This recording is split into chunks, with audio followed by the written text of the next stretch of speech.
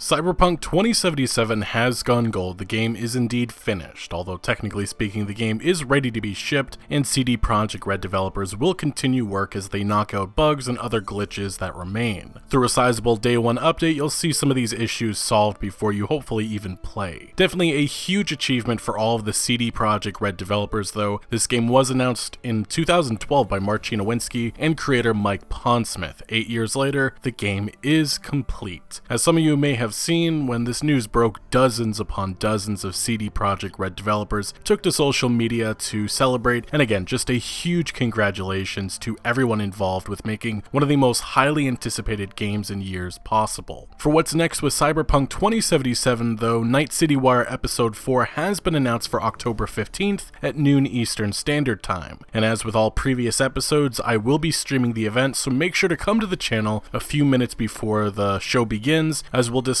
and break it all down live. Now, for the contents of Night City Wire Episode 4, a huge focus will be on vehicles. CD Projekt Red posted this teaser footage which shows a Mizutani sports car drifting in front of what appears to be 6th Street gang members in part of their poverty-ridden district of Santo Domingo, which is full on display in this brief footage. Also pointed out by senior quest designer Philip Weber on Twitter, if you look closely you'll notice the tire track switches from the CDPR team trying to get the perfect shot a few times. Furthermore, global community lead Marcin Momot has teased again on Twitter that just so you know, we will have a lot to say about vehicles in this one. Other than vehicles, CDPR has indicated we of course will see new gameplay footage, announcements, and more. In the past, CDPR has stated that we'll eventually see the game's music given a spotlight in a future Night City Wire episode, so maybe that happens in episode 4. Console footage and post-launch plans are additional things that have been mentioned by CDPR as topics that they'll reveal closer to launch, which might mean they're shown or discussed during a Night City Wire episode. Although I suspect that'll come in potentially the final episode, which I believe will happen days before launch. Anyway, the next reveal right around the corner, just a few days from now, but today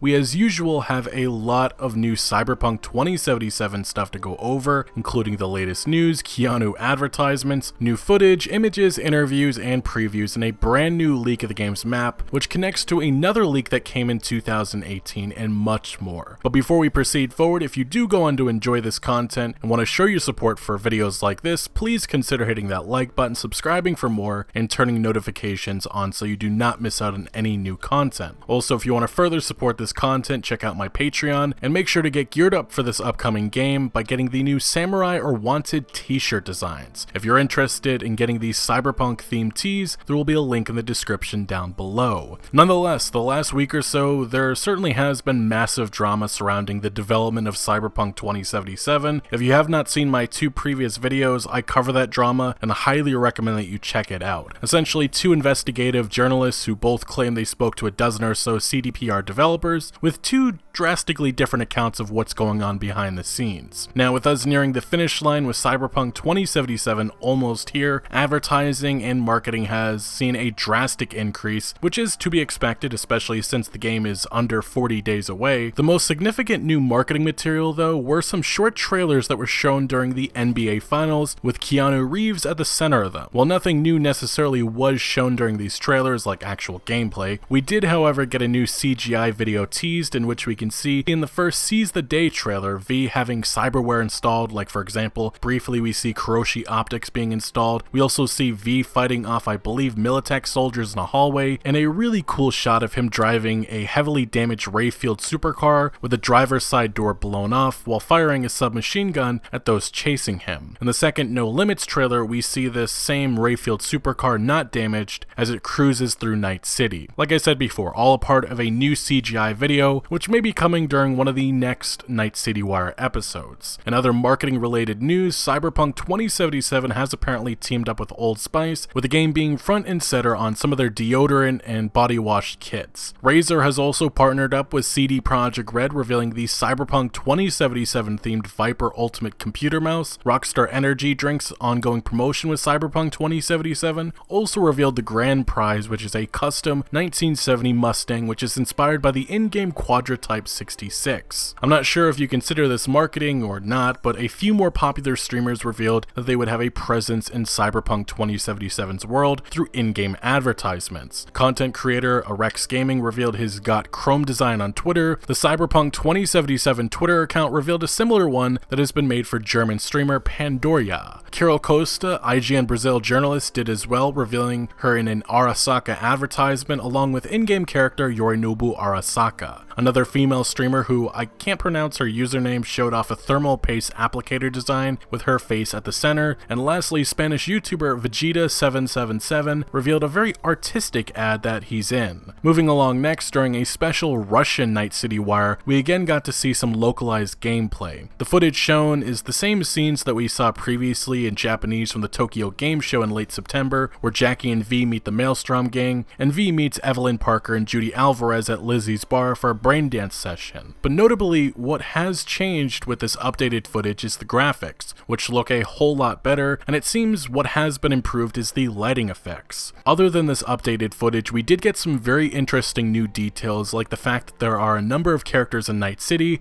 that will only ever speak their own languages, be it Japanese, Russian, Spanish, or something else. These characters are voiced over by their original actors and the original languages in all localizations in the game. One example of this would be Saburo Arasaka, the CEO of the company, who will only speak Japanese. This all factors into CDPR's mission to create the most immersive story possible, and it just makes sense that some characters will only speak their native language. During this Night City Wire episode, CDPR also provided new insight into some of the characters, like Evelina Novikova, director for the Russian voice cast, said that her favorite character is Jackie, not just for his charming personality, but also because he's a huge family man. Ilya Bledny, who portrays Russian Johnny Silverhand, would emphasize that his character is not a nice person, he's a jerk. But as you play through the game, we will grow very fond of him, as he's one hell of a dude. Evelina Novikova would further add that he stands out from the crowd and makes the players feel for him, even people like Johnny merit compassion. Igor Vasiliev, the voice of the Russian male V, described Night City as its own character, one that can be a villain at times. Lastly, during this event, Alexander Radkovich, senior localization project manager of Cyberpunk 2077, revealed that the game has more dialogue lines than The Witcher 3 and its expansions combined, over 1 million words in total in the script. 18 languages in total, with 10 getting a full localization with voiceover and text, and 8 just getting a text translation. What's interesting here is the size of Cyberpunk 2077 script. Just days ago, actually, CDPR's Japanese team revealed an image showing just how huge the script is for the game, and yeah, it's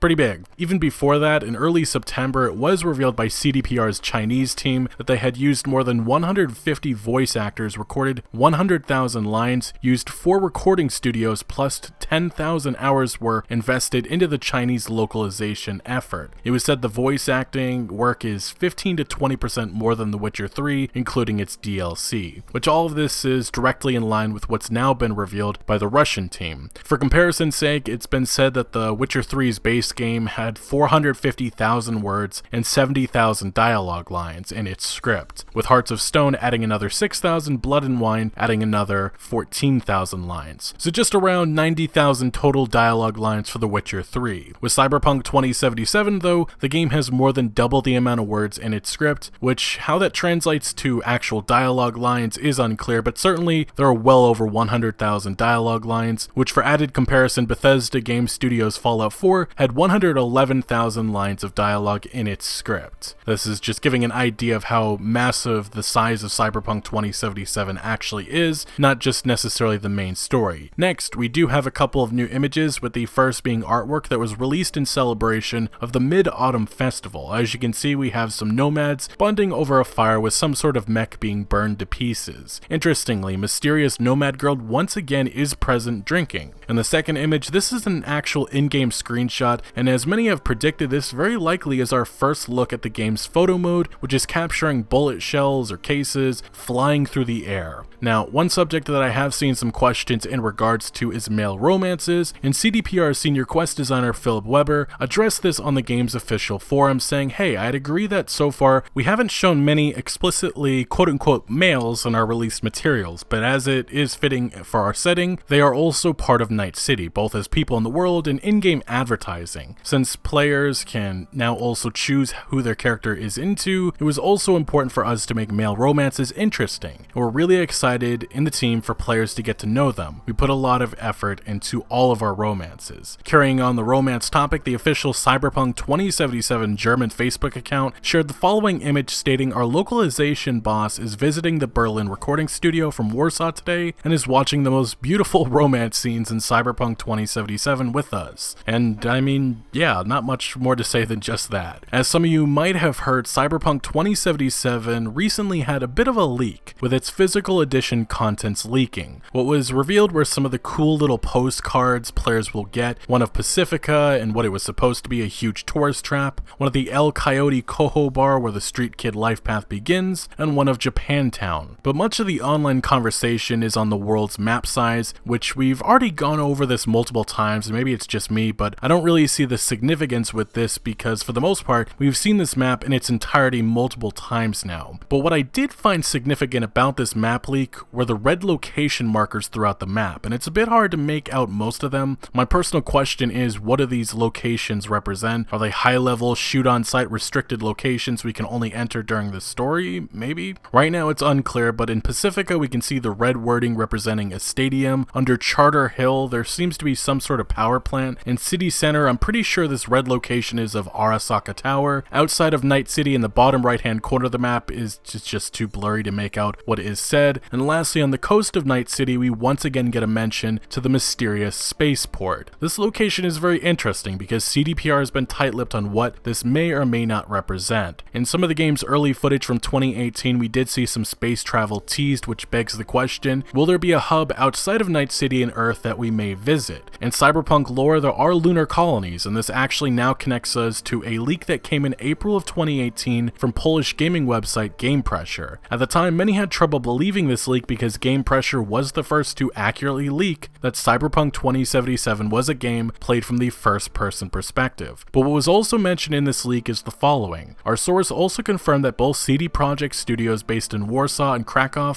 are hard at work, with the latter currently focusing on a fragment of the game, the action of which will take place on the moon. So I personally suspect for at the very least one mission we will be leaving Night City for whatever story-related reason. Moving along, we now dive into a recent interview Cyberpunk 2077's story director Marcin Blaka gave to a Polish outlet. Special thanks to this Reddit user on the screen, I can't pronounce his username, for translating the most notable details that were stated, but Marcin Blaka revealed that there are 1,000 people working at CD Projekt Red, but not everyone is working on Cyberpunk. CDPR is not trying to repeat themselves too much, but there will be stories which, like The Witcher 3's Blood Baron Quest, are well crafted and talk about interesting problems. CD Projekt is an international company. English is an official language in the office. There were people from California working on the game. Unlike the Witcher franchise, which was very Polish, Night City is a melting pot of cultures. Cyberpunk 2077 is more complex than The Witcher. Managing all of the interconnected elements was the most challenging thing when working on the game. There's many science fiction fans inside of CDPR, and they argued about what should be in the game. There will be some retro cyberpunk a la Gibson and some transhumanism. There will be a lot of variety. They are trying to avoid cliches and came up with new ideas. They often joke, it's dumb but nobody's done it yet. And lastly, Cyberpunk 2077 story director teased that there are lots of plot twists and surprises. The game deals with many topics, with transhumanism being the main theme. In another interview, this time with Hiroshi Sakakibara, the environmental city coordinator at CDPR revealed some insight on the design of Night City. Thanks to a translation from IGN, the CDPR developer revealed that entering one of the skyscrapers in the area and then randomly getting off the elevator halfway and walking the stairs from there is a truly dynamic experience. You will see details like terrace seating, kiosks, and other shops, people hanging out their clothes, somebody sitting at a balcony, a drone carrying goods, and more. Sakakibara said that looking down at the streets or up at the little bit of sky you can see between the skyscrapers is an enthralling experience which will make players realize that they have truly come to a cyberpunk mega city. The CDPR developer also mentioned that Cyberpunk 2077's director and CDPR studio head Adam Badowski repeatedly reminded the team that an environment filled with things that look futuristic is not cyberpunk, but simply science fiction. Now, to one of the final parts of this video, we have some new impressions and previews that were shared by a few Brazilian game outlets that were able to play the game for a few hours recently. The Enemy noted in their preview, in appearance, Cyberpunk resembles resembles its genre pairs, combining the action of the shooter with the numbers coming out of enemies typical of an RPG. The controls are very responsive and the character is very agile. Anyone who wants to view Cyberpunk as an action game can do so if they think so. And on the decision to only have a first-person perspective or camera, they wrote, "After playing Cyberpunk 2077, I can guarantee that this perspective is the best possible one for exploring Night City. The game works very well with the first-person view, either in the level of detail exploration that the city has to offer, or in the idea of cybernetic implants affecting the information displayed on the screen, like an update in your brain's operating system." IGN Brazil stated in their preview, "Navigating this world on foot or in a vehicle is a delight. Despite all of the horror of socio-economic inequality present and a constant threat to V's life, Night City is a strangely familiar home." IGN Brazil's preview of Cyberpunk 2077 concluded by saying that the game is dense, there's a lot going on, there are many mechanics, and most importantly, there are many options. The dystopian world of the future is yours to be conquered. The experience in the short test period is very positive and inviting. Although the game world is cruel and constantly tense, I can't wait to dive deeper into the adventure. Gaming website UOL described a very interesting encounter that they had during their preview session. "I had time to do a side mission, marked Assault in Progress on the map. I opted for stealth to eliminate most targets, all members of the Tiger Claws gang. What really caught my attention was how the gang reacted to my presence. Instead of firing immediately, the enemy first tried to shoot me out of the area. There's nothing to see here, get out, and only went to violence when they realized what my intention was." Furthermore, this gaming website UOL would provide some insight into how NPCs react to our presence, in which they do, but it was stated that there's not always an interaction with dialogue options possible, but usually they will say something if you're doing something, even if it is just a "what are you looking at?" The NPCs with whom V interacts during missions were built in a way that looks like they really have a life besides being there just to talk to you. For example, they mentioned Judy, the braindance technician that becomes everyone's crush when she appeared, and it was noted that Judy acted weird and worried about not getting in trouble. UOL also mentions a strange moment that they had in which during gameplay their V caught a type of viral infection in their implants, which caused her to shake and restart several times. I, the player, felt the virus in the same way that V, the character, was feeling. Lastly, Techmundo stated, "The freedom of choice in quests, the live and real open world, the brilliantly constructed cyberpunk atmosphere, the absurdly well-crafted dialogue, and attention to detail won us over." All four of these Brazilian outlets were extremely positive about their time with the game. To a few final pieces of news, a few times the past week CDPR has made clear that there are no more delays coming. One CDPR developer, a part of the Japanese localization team, said on Twitter that only a natural disaster can repostpone Cyberpunk 2077's release, which is a bold thing to say in the year 2020 considering,